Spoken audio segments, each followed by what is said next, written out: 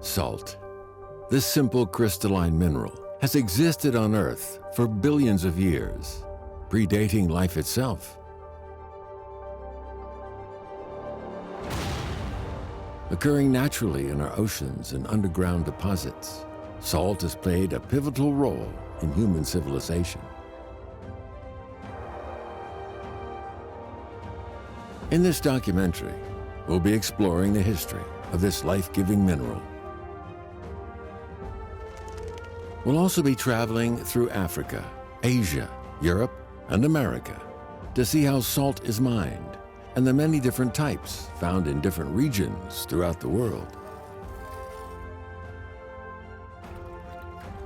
This is the truest example of man's inseparable relationship with nature.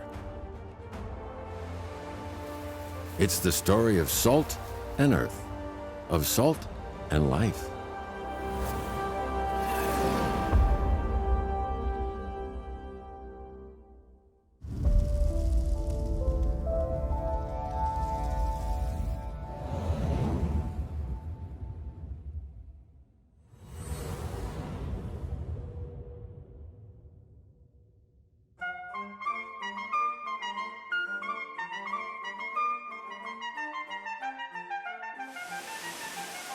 The Austrian city of Salzburg, birthplace of Mozart, nestles in the foothills at the Alps' northern edge.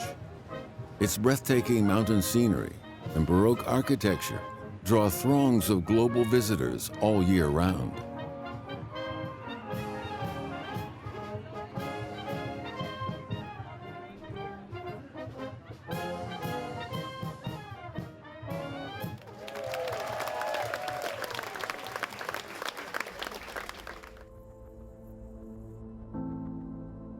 Europe's oldest salt mine lies here, beneath the Dürrnberg Mountain.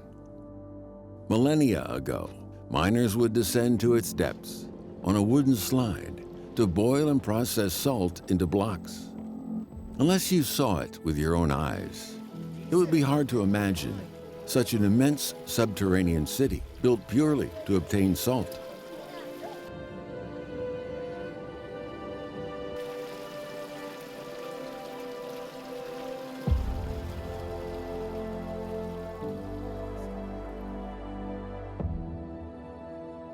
The mountain straddles the border between Germany and Austria.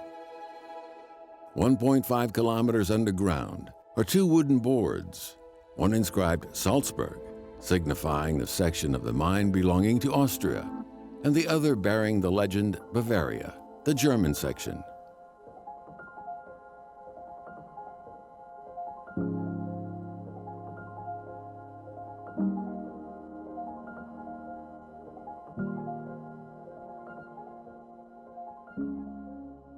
Although functional in marking the underground border between Austria and Germany, these humble signposts also enshrine a long-awaited peace after years of bloody battles.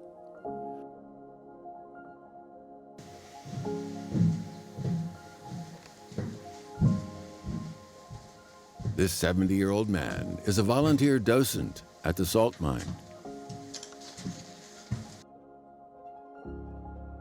Mein Name ist Hans Scharteiner. Ich bin hier geboren und habe hier im Salzbergbau Dürrnberg 40 Jahre lang gearbeitet. Zurzeit bin ich Pensionist. Ich betreibe eine Landwirtschaft, das heißt, ich habe eine Kuh und eine Ziege, die ich versorgen muss. Und ich beschäftige mich auch natürlich mit der Vergangenheit dieses Bergbaues und mit der Historie. Lower more.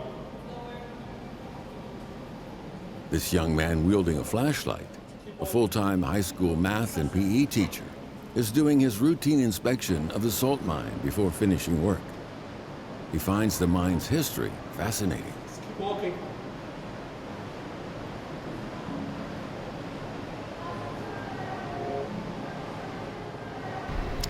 Mein Name ist Michael Neupertl, ich bin hier stellvertretende Museumsleitung mittlerweile.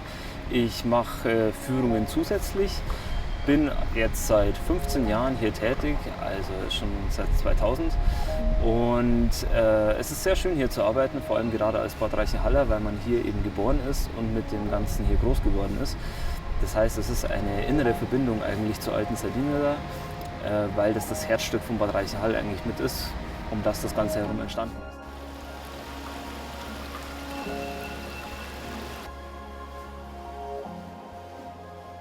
What's interesting is that although both the 70-year-old and the 30-year-old are docents at this salt mine, they've never met. That's because Scharteiner lives in Austria and Nortater lives in Germany. They nevertheless smoothly coordinate their work of introducing the salt mine to visitors. A few thousand years ago, they may well have been sworn enemies, ready to slit one another's throats. Auch die Kelten haben solche Steine abgebaut und in den Handel gebracht.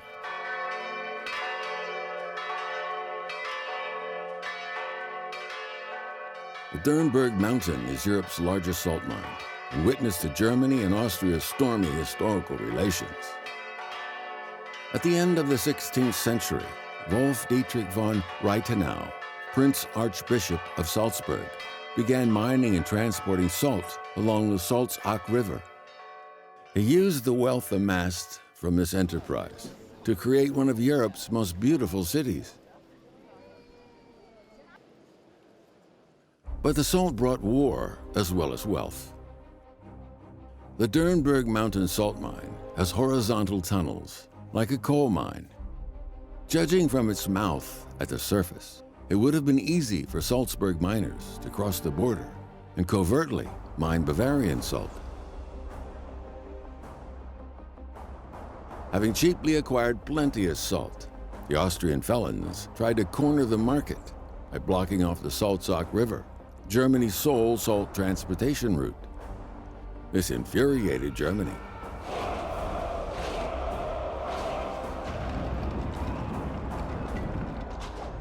German soldiers consequently marched on Salzburg, and the battle for salt commenced.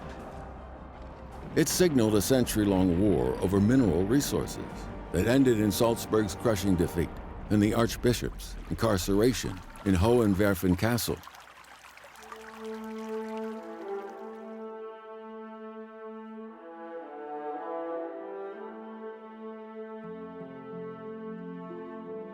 It was not until 200 years later, when the two states' national borders, both above and underground, were redrawn, that they were reconciled.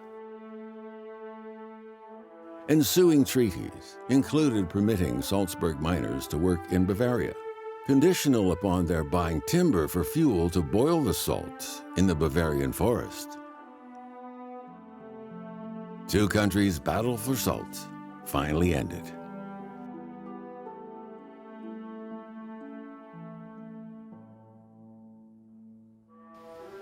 The salt mine has since been remodeled into a museum on the history and past glories of these two cities.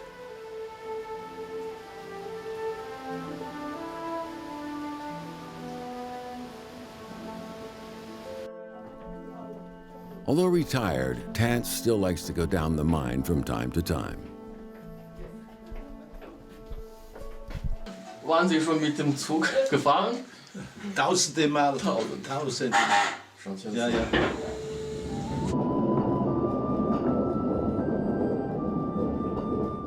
These wooden boards delineating the national boundaries remind Tantz of the long and acrimonious war that salt triggered.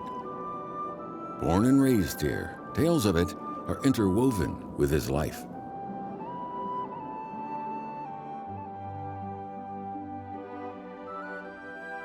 Having caused war and changed these geographic boundaries, salt constitutes a record of cultural evolution and conflicts.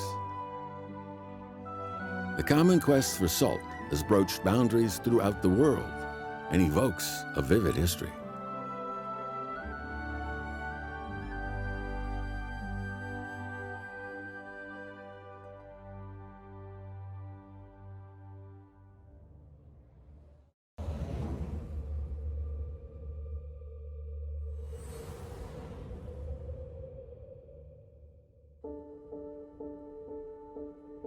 nature's gift of salt has been a frequent trigger for disputes amid constant conflicts over political power.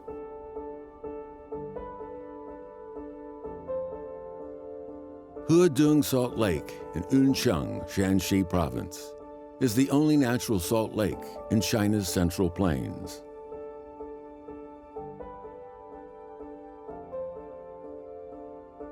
Strong south winds that enter the Yuncheng Basin through the Zhangtiao Mountains each summer cause white crystals to form on the lake's vast surface.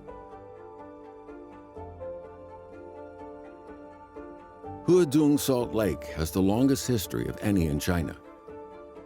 The lake's substantial magnesium sulfate content gives its salt a distinctively tart taste.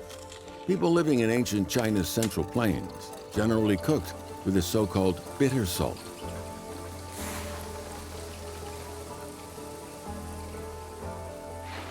Today, Huadong Salt Lake produces not salt, but mirabilite, whose white splinters protrude from the water in the year's coldest season and condense into clusters of glittering crystals.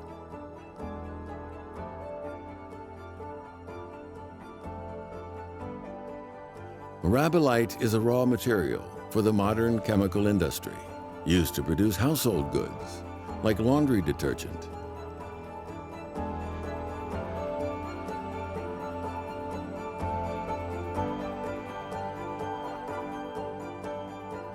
Salt from this salt lake in northwestern China differs from the kind that Huadong Salt Lake produces. Many attribute the noted longevity of people in this area to minerals in the white and turquoise mixture, known as blue and white salt, it produces, and which they cook with.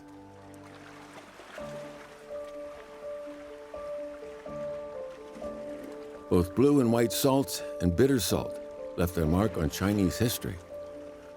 Contention for control over salt in the Northern Song dynasty sparked 3 great wars and complex, protracted negotiations. The Western Shah, a vassal state, produced a blue and white salt that was cheaper and sweeter than the bitter salt which the nearby Northern Song controlled, and so snaffled the Northern Song market share by smuggling it there. Persistent salt smuggling created a steady flow of silver into Western Shah coffers.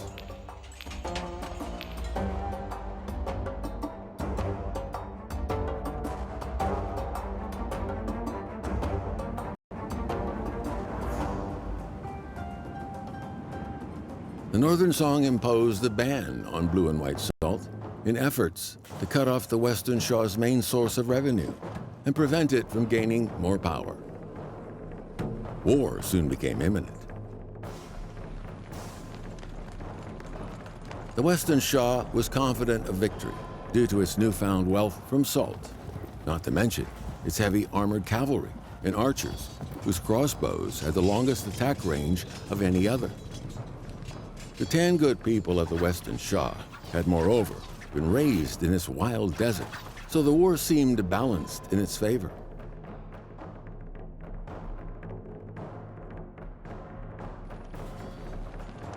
Insufficient supplies caused the Northern Song army losses of 400,000 soldiers, and successive defeats over the next 2 years lost the Northern Song dynasty absolute control of its northwestern territory.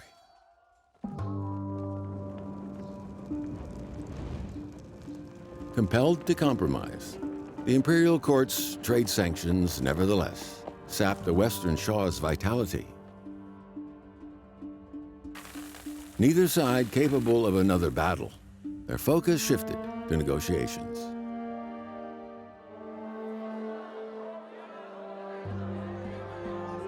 The Western Shah proposed a truce whereby the Northern Song repealed its ban on blue and white salt and legitimized the Tangut's large yearly imports of it. This was totally unacceptable to the Northern Song.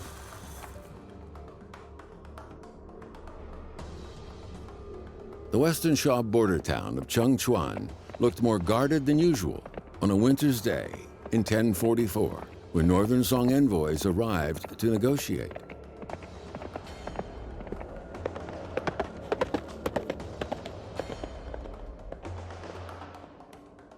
In its letter of conferment, the imperial court proposed sending large amounts of silver and goods to the Western Shah each year and appointing the chief of the Tangut people king of the Western Shah, but it made no mention of repealing the ban on salt.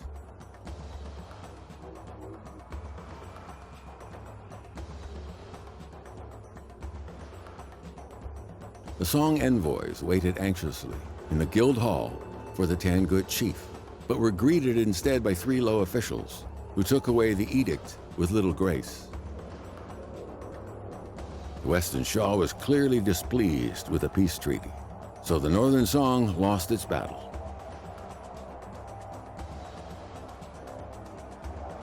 But as the Western Shah failed to get the salt ban repealed, neither was victor, and the trade barrier between them remained.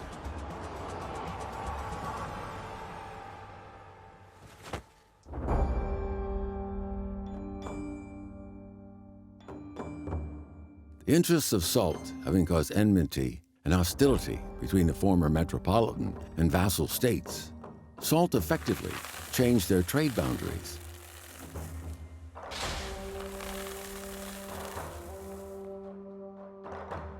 There were some who wanted to obtain salt in faraway places, and others who wanted to sell it there.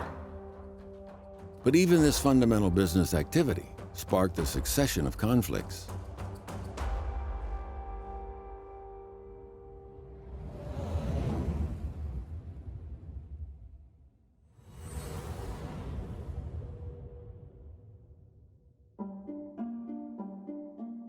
Cheshire, in northwestern England, enjoys exceptional natural advantages. A source of dairy products and site of a salt mine, it produces large amounts of quality cheese. Cheshire is also the UK's earliest known cheese distribution centre. At the end of August, Bourne cheese factory workers take their summer holidays. But there's no rest for the factory's milk-producing cows. So John Bourne, boss of the factory, and his 2 sons take responsibility for most of the pasture work.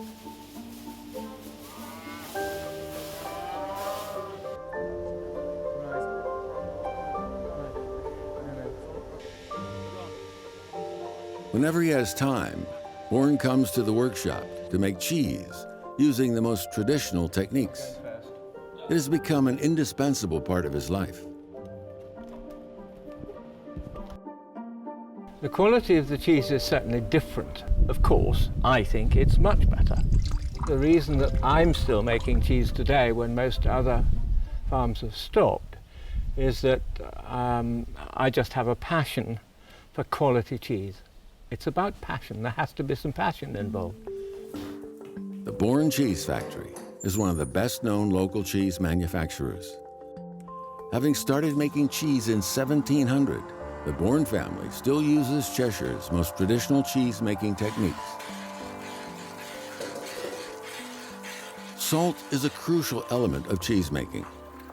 Though cheese made with sea salt tastes fine, it just isn't as sweet as that made with Cheshire salt.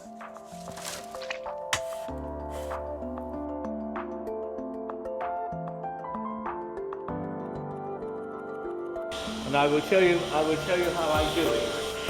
That is the salt, Cheshire salt here. I take a cheese like that, yeah, into the salt, like that.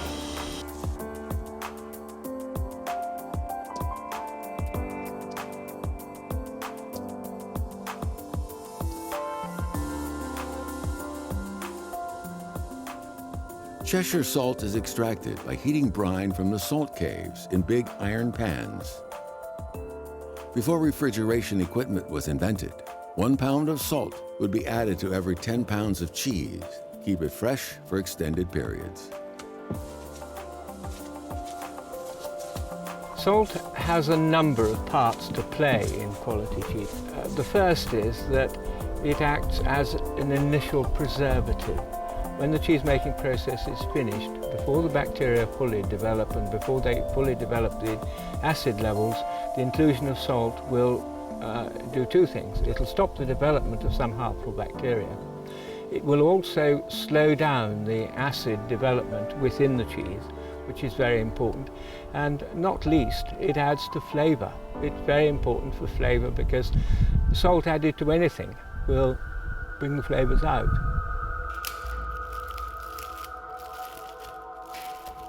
Cheese can't be made without salt, and salt is everywhere in the human diet. Humble though it may seem, this ingredient is nevertheless essential. The history of Great Britain tells of how cheese accompanied sailors on their voyages across different borders and prompted wars.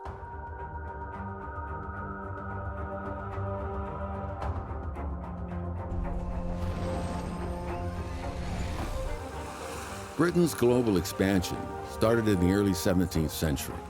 Her expeditionary forces seen in the West Indies, North America, and India. In the spring of 1840, the British Expeditionary Force, comprising 48 warships and 4,000 soldiers, set out from India.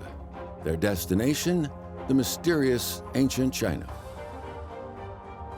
Salt was a vital element of the British forces' provisions.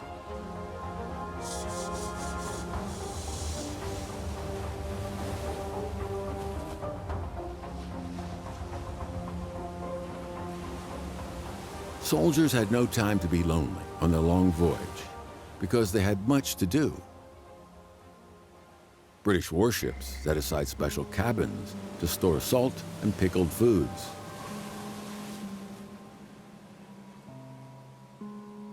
Each soldier received a large bag of salt with which to prepare logistic supplies on site. They indeed spent half of each day at sea on the vital task of salting fresh meat to prevent it from spoiling. As there was no canned foods, cheese, in addition to ham and bacon, was a fundamental ration for the expeditionary forces. At the beginning of this colonial expansion, salt was used as both ballast and preservative.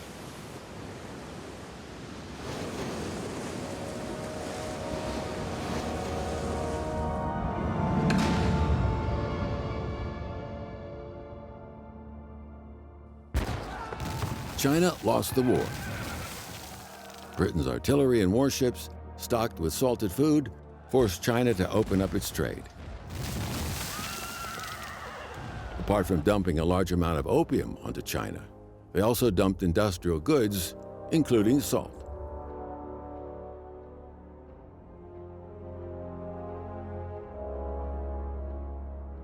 Salt taxes accounted for half of the Qing government's national revenue at the time.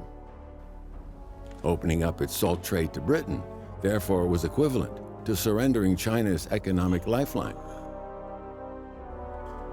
Over the 70 years from 1840 to 1913, the Chinese government lost its grip on this last economic straw as Britain purloined its right to manage salt. While the empire on which the sun never sets expanded its colonial territory, it simultaneously enlarged its salt trade. In the process, salt came to epitomize colonization and hegemony. Today, the Bourne family continues making quality cheese with the best salt. Here, there remains only a faint salty aftertaste of historical colonization and expansion.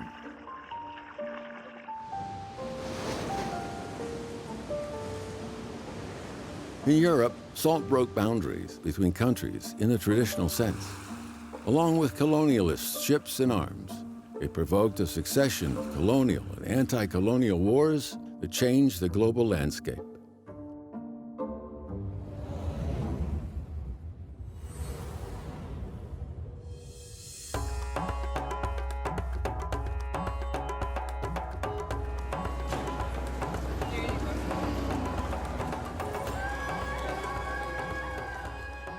Heading north of Gujarat in India brings you close to a vast desert whose natural environment is extremely harsh.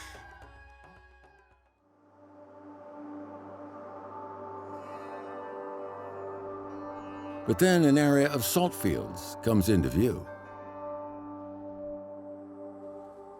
Gib Prasad's family has lived here for generations. They make coarse grain salt from underground brine and strong sunlight. Today is their harvest day.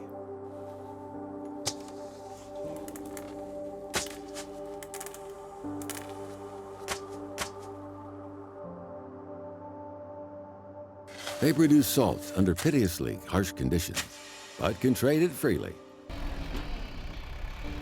Payment of a nominal fee to the local government entitles Gib and his family to work this 10,000 square meter salt field. This salt-making income sustains their freedom and equality.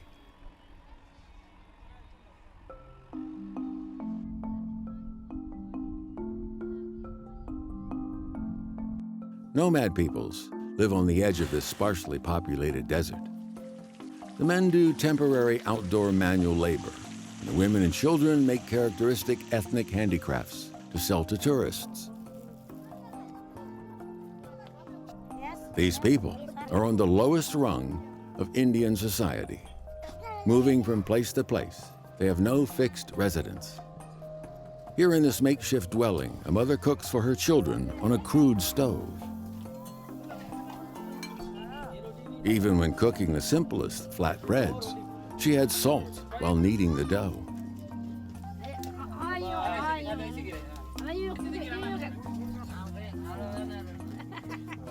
Today, all Indian people, regardless of class or region, enjoy free and equal access to this condiment. But 100 years ago, salt was a luxury for the vast masses of people here.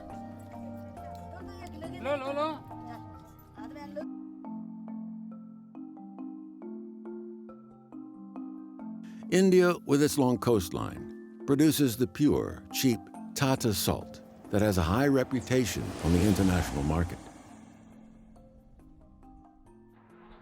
Having colonized India in the early 19th century, to maintain its salt monopoly, Britain imposed taxes on Indian salt, and through legislation and raising salt taxes, banned the sale of Tata salt on the international market. The idea was to restrict the possession of salt to all but Britain.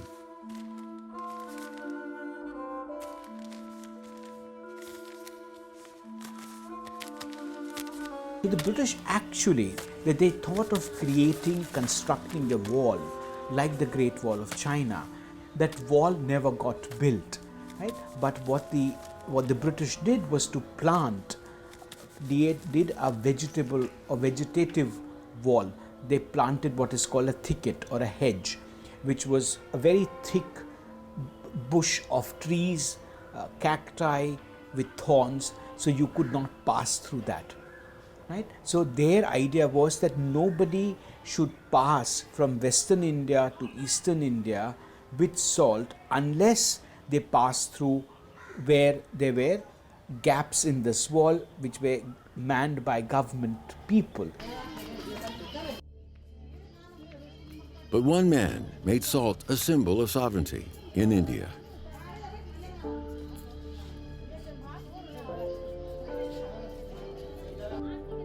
It was this very man who successfully fought British colonization 100 years ago and empowered India to give all Indian people the right to make salt. The man was Mahatma Gandhi.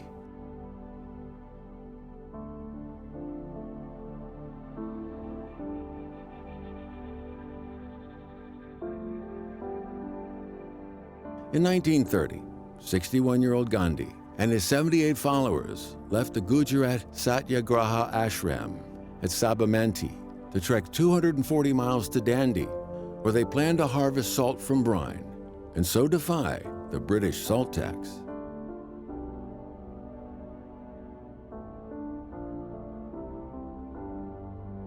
This was the independence movement, outstanding in Indian history, called the Salt March. Gandhi's followers were puzzled that salt should be the focus of the movement, but he told them it was the best medium for opposing the tyranny of the British government because everyone needs salt to live.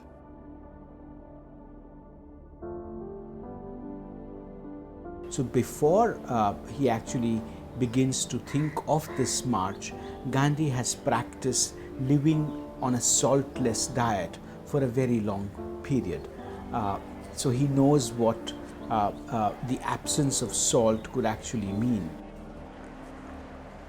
25 days later, Gandhi arrived at Dandi, intent on eradicating colonial trade and competition.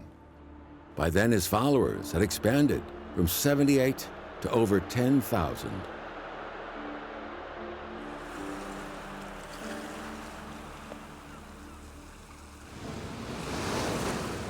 To welcome the dawn's first rays, Gandhi took a step forward onto the salt-covered beach, bent down, and picked up a small lump of salt. Standing barefoot on coarse salt was not pleasant, but this discomfort brought a sense of freedom at having finally defied the British salt laws. What nature gives me, nobody can control, nobody can have a monopoly over. So it's also a view about who has excess and who has control and rights over natural resources. And of course, the natural resources belong to people and not necessarily and not in every sense to a government. In 1931, negotiations between the British Viceroy and Gandhi ended the Salt March. This marked the first dialogue between Britain and India as equal parties.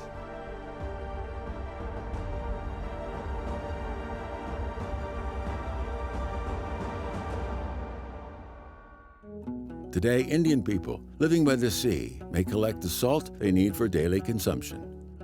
This signifies a connotation, one that salt never had in history, of symbolizing national sovereignty and playing a constituent part in the anti-colonial struggle. Along with colonialism, salt broke the boundaries of sovereignty and set the stage for a tale of resistance to human oppression and of justice and injustice.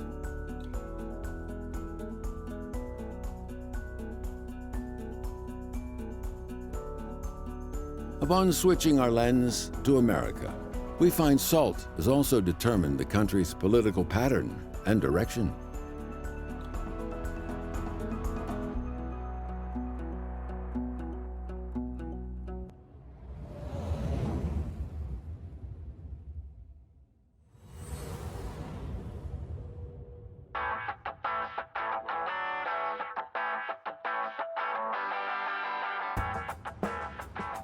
The famous Great Salt Lake, immediately adjacent to Salt Lake City, capital of Utah, is North America's largest inland salt lake.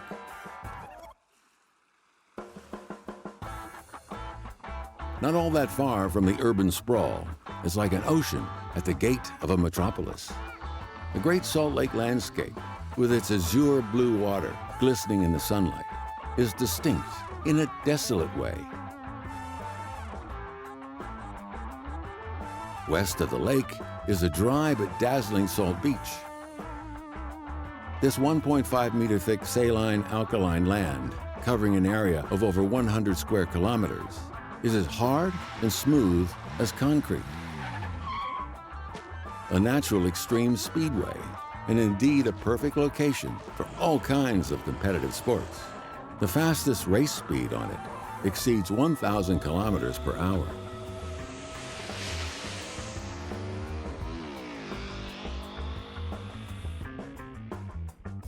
Big is the most common adjective tourists use to describe the Great Salt Lake.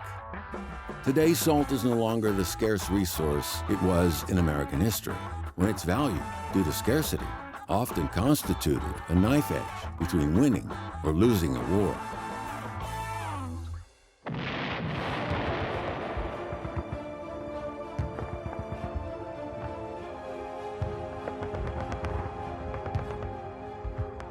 The American Civil War, a landmark in America's history, broke out in 1861. But few people are aware of salt's significance in the conflict.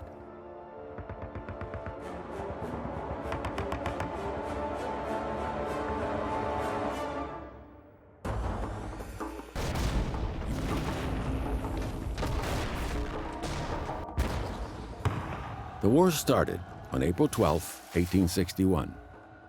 4 days later, Abraham Lincoln imposed a Union blockade, which was enforced on Confederate ports. As an important source of salt, the North had been the Confederate States' main supplier. The blockade, consequently, sparked a salt crisis.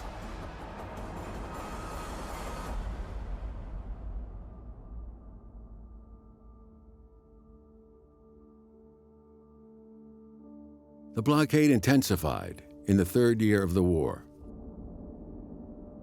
Union armies occupied and destroyed all salt fields in their path and destroyed the water pumps of salt wells. Meanwhile, the Union Navy attacked salt-producing areas along the coast of the Confederacy. The resultant paucity of salt hurt Confederacy morale, and the situation gradually tilted in the Union's favor.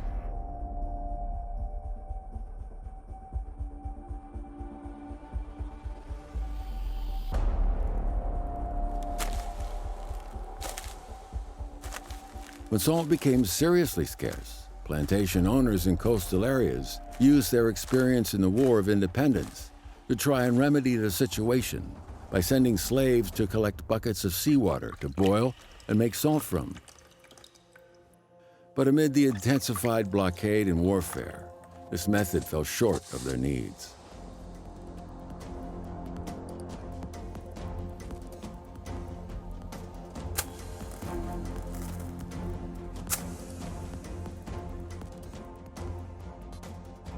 There were also some who dug soil from the sites of bacon factories, filtered it with water that they then boiled, and used the salt extracted to cure meat, which made it appear covered in mud.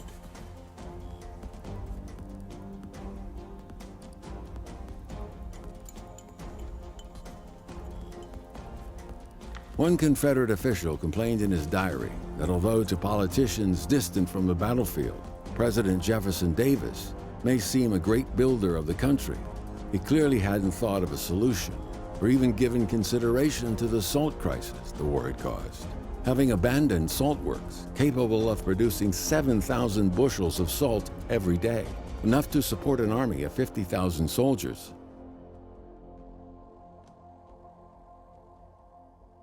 Supply shortages inflicted serious economic damage on the southern Confederate states. When the war broke out, a 200-pound bag of salt cost only 50 cents. A year after the blockade, the same bag cost $6. And in the third year, its price was $25. At the beginning of the war, the Confederate Army issued a ration list stipulating that every soldier was apportioned 10 pounds of bacon, 26 pounds of coarse grains, 7 pounds of flour or hardtack, 3 pounds of rice, and 1.5 pounds of salt and vegetables. But the Army had trouble supplying these rations.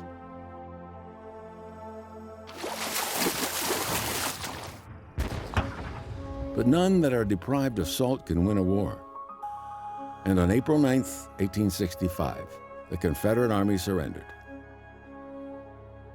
Confederate General Robert E. Lee admitted at the conference table that his soldiers hadn't eaten in days, so requested a dispatch of provisions to them. The arrival of Union Army carts loaded with supplies brought cheers from the ravenous Confederate soldiers. The war ended with the Union's victory. But few realize the part that salt, or the lack of it, played in the conflict. It was indeed salt that reconnected the erstwhile divided territory of the United States. Meanwhile, we may contemplate mists and waves on the tranquil Great Salt Lake that stretches to the far distance.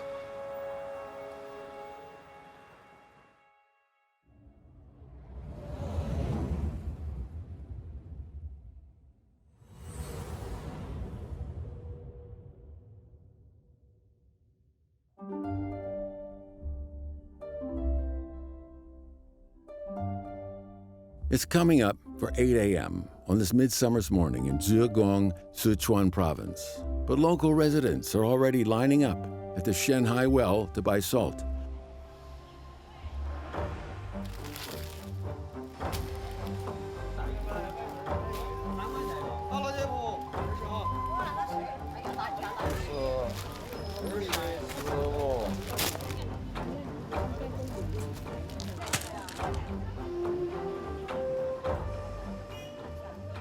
Everyone is content to wait in line for their 10-bag quota of handmade coarse grain salt, commonly acknowledged as the best choice for ensuring the authentically tangy flavor of crisp Sichuan pickles.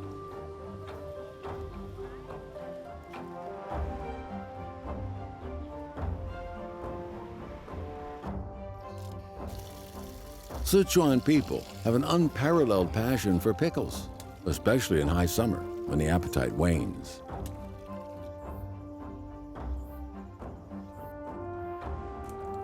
A pot of fresh-made pickling brine produces mouth-wateringly piquant pickles by the next day.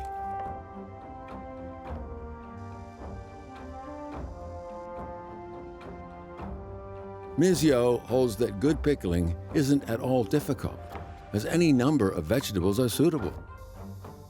This tastefully colorful assortment also enhances the appetite.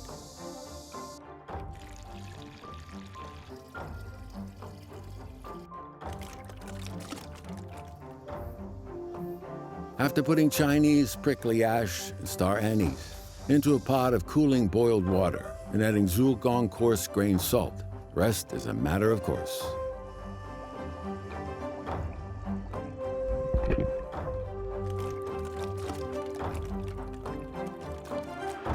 All that remains is to add the fresh ingredients.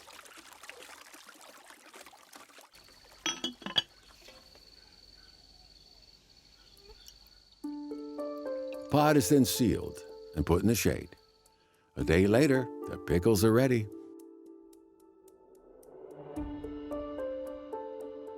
Zhuogong coarse salt offers just the right degree of savor. After slightly dehydrating, the lactic acid bacteria creates the pickles' distinctively tart, piquant, and refreshing flavor. When mixed with chili oil, they are a perfect accompaniment to rice.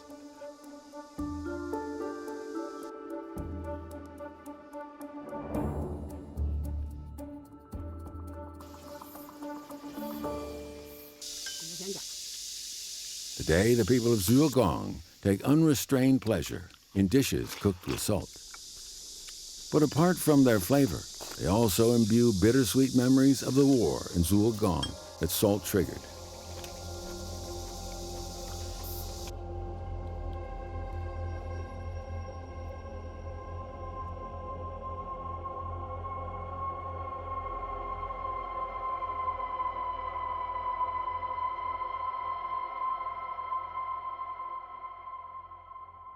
The Zhuogong Salt History Museum exhibits a collection of precious black and white photos of the salt-producing scenario here around 80 years ago. They show dense clumps of crown blocks, skeins of serpentine bamboo pipes, huddles of ships in the harbor, and naked, sweat-bathed brine extraction workers.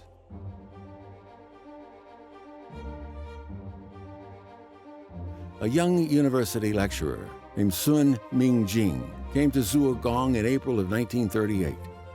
He captured with his camera the struggle of Zhuogong's salt industry amid the flames of war.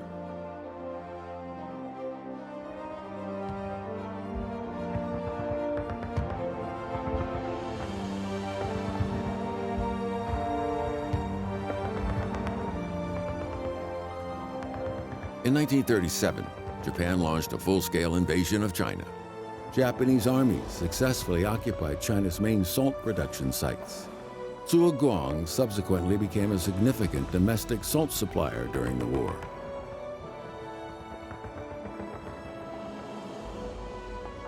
In 1938, the Japanese army sent 400 aircraft on a bombing raid over Zhuogong. The city was neither a strategic pivot nor a military garrison. The attack's sole aim was to cut off the Chinese people's salt supply and so lower their morale. This was Japan's salt blockade on China.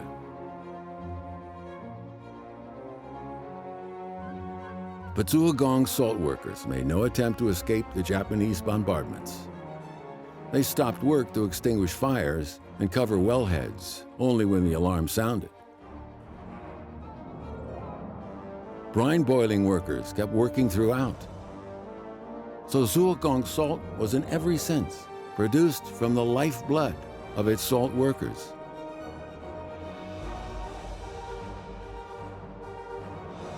Zhuogang salt output never diminished during the war.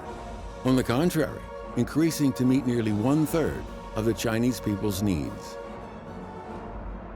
Its revenues also supported the wartime government's precarious finances and salt workers' spontaneous donations towards the purchase of 2 aircraft supported the war. As salt was a vital resource to both sides, it aroused patriotism and helped protect the integrity of Chinese territory. But human history is cyclical, and today this struggle continues, although in a different form.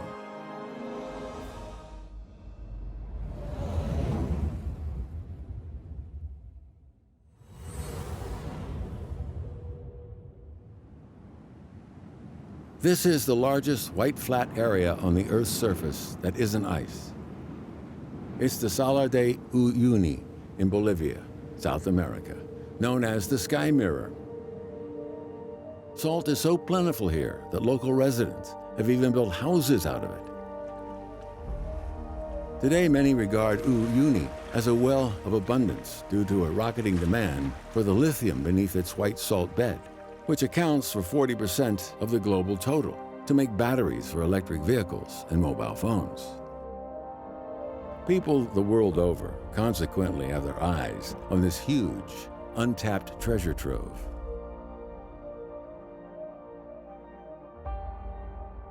There was at one time fierce competition among Korea, Japan, France, China, and Brazil for acquisition of the mining rights for this site. Each contender put forward heavy investment plans in efforts to ensure the stable supply of this raw material necessary to gain a favorable foothold in the lithium battery market.